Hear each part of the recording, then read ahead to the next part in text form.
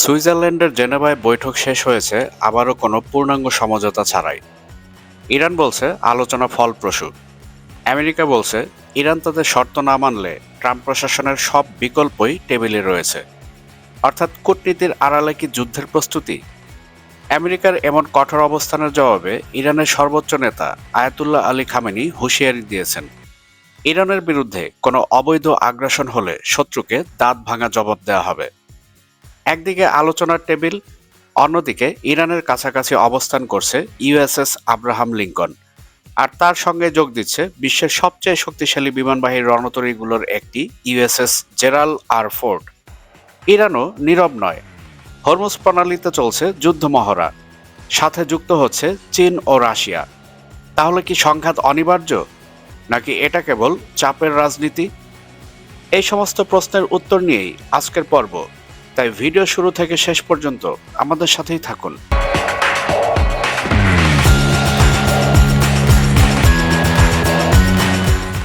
সুইজারল্যান্ডের জেনেভা শহরে অনুষ্ঠিত বৈঠকটি ছিল পরোক্ষ। ইরান ও যুক্তরাষ্ট্র সরাসরি একই কক্ষে বসেনি, মধ্যস্থতা করেছে ওমান। ইরানের প্রতিনিধি দলের নেতৃত্বে ছিলেন পররাষ্ট্রমন্ত্রী আব্বাস আরাকচি, আর যুক্তরাষ্ট্রের পক্ষ থেকে ছিলেন স্টিভ উইটকফ এবং জ্যারেড কুশনার সহ পররাষ্ট্র দপ্তরের নীতি নির্ধারণী ও কারিগরি কর্মকর্তারা। মধ্যস্থতাকারী হিসেবে উপস্থিত ছিলেন বদর আল বাসাউদি, অর্থাৎ ওমানের পররাষ্ট্রমন্ত্রী। ওমান দীর্ঘদিন ধরেই কোয়েট ডিপ্লোমেসি চ্যানেল হিসেবে কাজ করে আসছে, কারণ আমেরিকা ইরানের সাথে সরাসরি কথা বলে না। সরাসরি মুখোমুখি না বসে বার্তা আদান প্রদানের এই কাঠামো ইঙ্গিত দেয় আস্থার ঘাটতি এখনও পুরোপুরি কাটেনি। প্রায় 4 ঘণ্টাব্যাপী বৈঠকের পর ইরান জানায় মূল নির্দেশিকা নীতিমালায় পারস্পরিক বোঝাপড়া হয়েছে। এই গাইডিং প্রিন্সিপালস বলতে মূলত ভবিষ্যৎ চুক্তির কাঠামো, আলোচনার পরিধি এবং পরবর্তী ধাপ নির্ধারণকে বোঝানো হচ্ছে। কিন্তু এটি কোনো স্বাক্ষরিত চুক্তি নয়, বরং এটি সম্ভাব্য চুক্তির ভিত্তি। এখানে একটা বিষয় জানিয়ে রাখা ভালো, কোনো পক্ষই নিজ নিজ দাবি থেকে সরে যায়নি।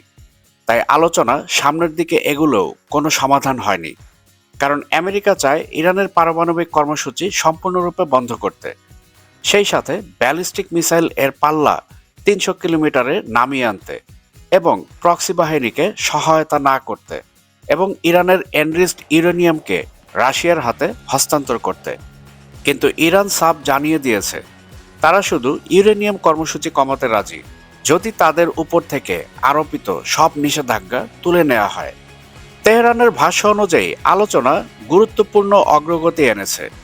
ইরান বলছে আলোচনার ফোকাস থাকবে পারমাণবিক ইস্যুতেই। নিষেধাজ্ঞা প্রত্যাহার আলোচনার কেন্দ্রীয় বিষয়। ভবিষ্যৎ খসড়া তৈরির জন্য টেকনিক্যাল পর্যায়ে কাজ শুরু হবে। ইরান বিশেষভাবে জোর দিচ্ছে তারা কোনো অবস্থাতেই তাদের পারমাণবিক কর্মসূচি সম্পূর্ণ বন্ধ করবে না। তাদের দাবি এটি শান্তিপূর্ণ এবং আন্তর্জাতিক আইনের আওতায় বৈধ। এখানে উল্লেখযোগ্য বিষয় হল আন্তর্জাতিক পারমাণবিক পর্যবেক্ষক সংস্থা ইন্টারন্যাশনাল অ্যাটমিক এনার্জি এজেন্সি বা আইএইএ এর ভূমিকা। ইরান বলেছে তারা আইএইএ এর সাথে প্রযুক্তিগত আলোচনা চালিয়ে যাবে, তবে তা যেন রাজনৈতিক চাপের হাতিয়ার না হয়। প্রয়োজনে আইএইএ কে ইরানের যে কোনো পারমাণবিক কেন্দ্রে পরিদর্শনও করতে দেওয়া হবে, কিন্তু এই জন্য শর্ত একটাই, ইরানের উপর থেকে অন্যায্য নিষেধাজ্ঞা প্রত্যাহার করতে হবে, যা তাদের নাগরিকদের জীবনযাপনকে হুমকির সম্মুখীন করেছে। এদিকে মার্কিন প্রেসিডেন্ট ডোনাল্ড ট্রাম্প প্রকাশ্যে বলেছেন আলোচনায় অগ্রগতি না হলে সব বিকল্পই খোলা আছে, ট্রিগারে তাদের আঙুল রাখা রয়েছে। এই সব বিকল্প শব্দগুচ্ছ কূটনৈতিক ভাষায় প্রায়ই সামরিক বিকল্পের ইঙ্গিত বহন করে। মার্কিন পক্ষের প্রধান দাবি ইরান উচ্চমাত্রার ইউরেনিয়াম সমৃদ্ধকরণ সম্পূর্ণরূপে বন্ধ করবে, আইএইএ এর পূর্ণাঙ্গ ও অবাধ পরিদর্শন নিশ্চিত করবে, পারমাণবিক সক্ষমতা সীমিত করবে। তবে ইরান বলছে নিষেধাজ্ঞা তুলে নেওয়ার সুনির্দিষ্ট রূপরেখা ছাড়া তারা কোনো প্রকার একতরফা ছাড় দেবে না। এবার আমরা একটু দেখে নেই যে নীতিগত সমঝোতা বলতে আসলে কি বোঝায়। Understanding on main principles reached, এই বাক্যটি কূটনীতিতে অত্যন্ত গুরুত্বপূর্ণ। এটি সাধারণত বোঝায় উভয় পক্ষ আলোচনার কাঠামো নিয়ে একমত, কোন বিষয় আলোচনার বাইরে থাকবে তা নির্ধারিত করা হবে। পরবর্তী ধাপে কারিগরি আলোচনার পথও পরিষ্কার করা হবে। কিন্তু এটি কোনো চূড়ান্ত চুক্তি নয়, বরং এটি আলোচনার এক প্রকার রূপরেখা।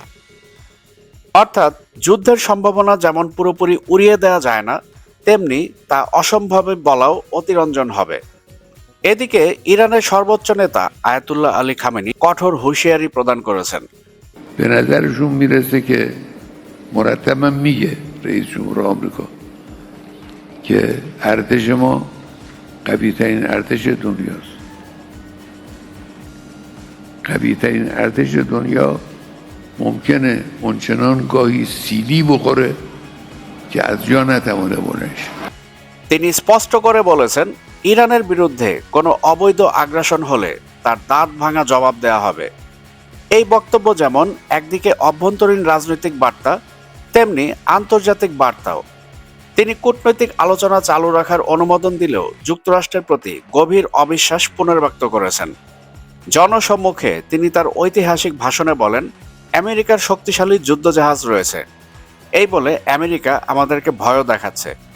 কিন্তু সেই শক্তিশালী যুদ্ধজাহাজকে আরও শক্তিশালী বিস্ফোরক দিয়ে যদি উড়িয়ে দেওয়া হয়, তাহলে তা কেবল লোহার টুকরো হয়ে সমুদ্রে তলিয়ে যাবে। বিশেষজ্ঞরা বলছেন, জাতির বিপদের সময় ইরানের সর্বোচ্চ নেতা বাংকারে লুকিয়ে না থেকে প্রকাশ্যে ইরানের জনগণের মনোবলকে উজ্জীবিত করছেন। এতে প্রমাণিত হয় ইরান আমেরিকার হুঙ্কারকে ভয় পায় না। অপরদিকে মার্কিন vice president JD Vance Fox নিউজকে দেয়া এক সাক্ষাৎকারে স্পষ্ট বার্তা দিয়েছেন। তিনি বলেছেন, প্রেসিডেন্ট ট্রাম্পের হাতে বহু বিকল্প ব্যবস্থা রয়েছে, অর্থাৎ আলোচনা সফল না হলে সরাসরি আক্রমণ করা হতে পারে। যুক্তরাষ্ট্রের শক্তিশালী সামরিক সক্ষমতা রয়েছে, প্রয়োজনে সামরিক শক্তি ব্যবহার করা হতে পারে। তিনি আরও উল্লেখ করেছেন, ইরান পারমাণবিক অস্ত্র পেলে আঞ্চলিক পারমাণবিক প্রতিযোগিতা শুরু হবে। এটি আমেরিকান জনগণের জন্য বিপর্যয়কর হবে। প্রেসিডেন্ট জাতীয় নিরাপত্তায় ভিন্নধর্মী কৌশল নিচ্ছেন এবং কূটনৈতিক সমাধান খোঁজার চেষ্টা চলছে, তবে প্রয়োজনে বিকল্প পথও খোলা রয়েছে। অর্থাৎ জেডি ভান্স তিনিও ডোনাল্ড ট্রাম্পের মতো একই সুরে কথা বলেছেন। এদিকে আলোচনা চলাকালীন সময়েই যুক্তরাষ্ট্র মধ্যপ্রাচ্যে তাদের নৌ উপস্থিতি বাড়িয়েছে। ইউএসএস আব্রাহাম লিঙ্কন ইতিমধ্যে এই অঞ্চলে অবস্থান করছে এবং এর সাথে ইউএসএস জেরাল্ড আর ফোর্ডকে পাঠানোর সিদ্ধান্ত পরিস্থিতিকে আরও সংবেদনশীল করেছে। এই ধরনের দ্বৈত কৌশল, একদিকে আলোচনা, অন্যদিকে শক্তি প্রদর্শন, এটি যুক্তরাষ্ট্রের দীর্ঘদিনের কৌশলগত ধারা। অন্যদিকে ইরানও নীরব নেই। হরমুজ প্রণালীতে তারা সামরিক মহড়া চালাচ্ছে। তাদের সাথে যুক্ত হচ্ছে চীন ও রাশিয়া। এই নিয়ে ডিটেলস একটা ভিডিও থাকবে পরবর্তীতে, যা হয়তো আপনারা আগামীকাল দেখতে পারেন। স্ট্রেইট অফ হরমুজ বিশ্বের অন্যতম গুরুত্বপূর্ণ জ্বালানি পরিবহন পথ। এখানে সামরিক তৎপরতা সরাসরি বৈশ্বিক জ্বালানি বাজারে প্রভাব ফেলে। আলোচনার অগ্রগতির খবর ছড়িয়ে পড়ার পর আন্তর্জাতিক তেলের বাজারে কিছুটা স্থিতিশীলতা দেখা গিয়েছে। বিনিয়োগকারীরা ধরে নিচ্ছেন, যদি কূটনৈতিক সমাধান সম্ভব হয় তবে সরবরাহ অব্যাহত থাকবে। তবে সামরিক উত্তেজনা বৃদ্ধি পেলে পরিস্থিতি দ্রুত বদলাতে পারে। জেনেভা বৈঠক কোনো চূড়ান্ত চুক্তি আনেনি, কিন্তু আলোচনার দরজা খোলা রেখেছে। মেইন প্রিন্সিপাল রিস্ক এই শব্দগুলো দ্বারা ইঙ্গিত দেয় আলোচনা ভেঙে যায়নি বা ভেস্তে যায়নি, তবে সমঝোতার পথ এখনও দীর্ঘ ও জটিল। একদিকে কূটনীতির টেবিল, অন্যদিকে যুদ্ধজাহাজ। একদিকে নিষেধাজ্ঞা প্রত্যাহারের আশা, অন্যদিকে সব বিকল্প খোলা রয়েছে বলে সতর্কবার্তা। এই দ্বৈত বাস্তবতার মধ্যেই ভবিষ্যৎ নির্ধারিত হবে। যুদ্ধ এখনও অবসম্ভাবী নয়, কিন্তু শান্তিও এখনও নিশ্চিত নয়। বিশ্ব তাকিয়ে রয়েছে জেনেভার পরবর্তী অধ্যায় কি লিখবে ইতিহাস। অর্থাৎ এই বিশ্বে শান্তি বয়ে আনবে না যুদ্ধ শুরু হবে, তা 2 সপ্তাহ পর পরবর্তী বৈঠকেই বোঝা যাবে। বন্ধুরা, আপনারা কি মনে করছেন? আপনাদের মূল্যবান মতামত কমেন্টে আমাদেরকে জানাবেন। আর ভিডিওটি ভালো লাগলে লাইক ও শেয়ার করে আমাদের চ্যানেলটি সাবস্ক্রাইব করে all bell icon notification on করে আমাদের সাথেই থাকবেন। ভিডিও আজকে আর দীর্ঘায়িত করছি না। সবাই ভালো থাকবেন, সুস্থ থাকবেন, বাংলাদেশকে ভালোবাসবেন।